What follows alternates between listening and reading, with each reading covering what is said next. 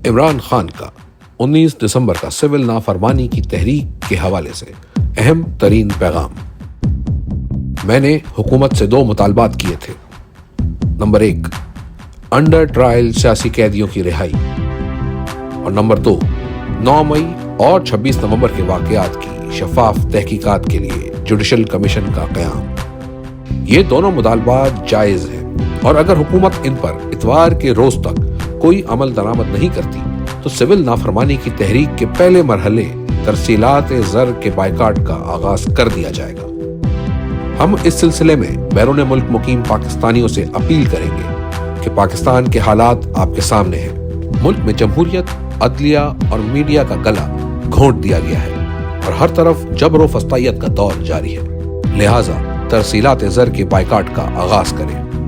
26 نومبر اور 8 فروری کو جس طرح تحریک انصاف کے کارکنان نے ہمت و جواں مردی کے ساتھ جبر کا مقابلہ کیا، اس کی دنیا میں کوئی مثال نہیں ملتی۔ 1971 میں عوامی لیگ کے بعد تحریک انصاف دوسری جماعت ہے جسے اس قسم کی ریاستی جبر کا سامنا کرنا پڑا، لیکن اس کے باوجود انتخابات میں تاریخی جیت حاصل کر کے اور 26 نومبر تک مسلسل جدوجہد جاری رکھ کر تحریک انصاف نے تاریخ رقم کی ہے۔ 26 نومبر پاکستان کی تاریخ کا سیاہ ترین دن ہے۔ اس دن نہتے لوگوں پر سنائپرز کے ذریعے فائرنگ کی گئی، جوان لوگوں کو زخمی اور شہید کیا گیا۔ کئی افراد 3 ہفتے سے غائب ہیں۔ گمشدہ افراد کو ڈھونڈنا حکومت کی ذمہ داری ہوتی ہے۔ حکومت جواب دے کہ اتنے افراد کہاں غائب ہیں۔ ہمارے لوگوں نے جمہوریت کے لیے قربانیاں دی ہیں۔ میں بیرسٹر گوہر سمیت اپنی پارلیمانی پارٹی کو ہدایت دیتا ہوں کہ ان افراد کے لیے اسمبلی میں آواز بلند کریں۔ یہ ممکن نہیں کہ ملک میں خون کی ہولی کھیلی جائے اور پارلیمان معمول کے مطابق چلتی رہے۔ جب تک میں زندہ ہوں ان افراد کے قتل عام کی تحقیقات کے لیے جدوجہد کروں گا اور ان کو انصاف دلوائے بغیر چین نہیں لوں گا۔ جو لوگ شہید ہوئے ان کے لاواحقین صدمے میں ہیں۔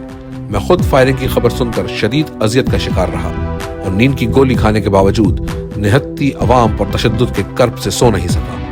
جن لوگوں نے ایک کھڑکی پتہ تک نہیں توڑا، ان پر سیدھے فائر مارے گئے۔ ہمارے لوگ بالکل پرامن تھے۔ قومی ترانہ پڑھتے فوجیوں کو گلے لگانے والے لوگوں پر فائرنگ کی گئی اور انہیں بے دردی سے قتل کیا گیا۔ ایسا یحییٰ خان نے 25 مارچ 1971 کو بنگالی عوام کے ساتھ کیا تھا۔ اس کے علاوہ ملک میں کسی پارٹی کے ساتھ ایسا سلوک نہیں کیا گیا۔ میں جب تک زندہ ہوں 26 نومبر کو بھولنے نہیں دوں گا۔ تحریک انصاف کی جانب سے مذاکرات کرنے کی پیشکش کا مذاق اڑایا گیا اور یہ تاثر دیا گیا کہ ہم نے گھٹنے ٹیک دیے ہیں۔ مذاکرات کی پیشکش اور سول نافرمانی کی تحریک مؤخر کرنے کی بات ملک کے وسیع تر مفاد میں کی تھی۔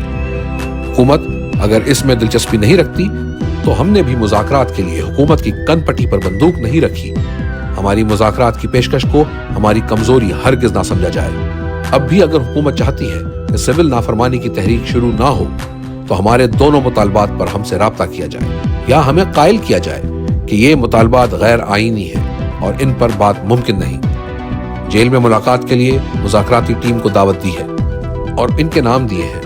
اب دیکھنا یہ بھی ہے کہ حکومت ان کو ملاقات کی اجازت دیتی ہے یا نہیں۔ حکومت بار بار جو الزام لگاتی ہے کہ سول نافرمانی کی تحریک میں ملک کو نشانہ بنایا جا رہا ہے، تو یہ یاد رکھیں یہ ملک کو نہیں، اس بوگس پارلیمنٹ، بوگس انتخابات کے نتیجے میں بنی اسمبلی اور سینٹ کو نشانہ بنایا جا رہا ہے۔ یہ حکومت لوگوں کے ووٹوں سے نہیں بلکہ سازش سے بنی ہے۔ جنرل باجوہ نے ہماری منتخب حکومت کے خلاف سازش کی اور پاکستان کو 42 ارب ڈالر کا نقصان پہنچایا۔ اس حکومت نے آئی ٹی انڈسٹری اور دیگر شعبوں کو بے انتہا نقصان پہنچایا ہے، جس کی وجہ سے عوام اس حکومت سے بددل ہے۔ معیشت تباہ حال ہے اور کاروباری طبقہ اور سرمایہ دار اپنا پیسہ بیرون ملک ٹرانسفر کر رہے ہیں۔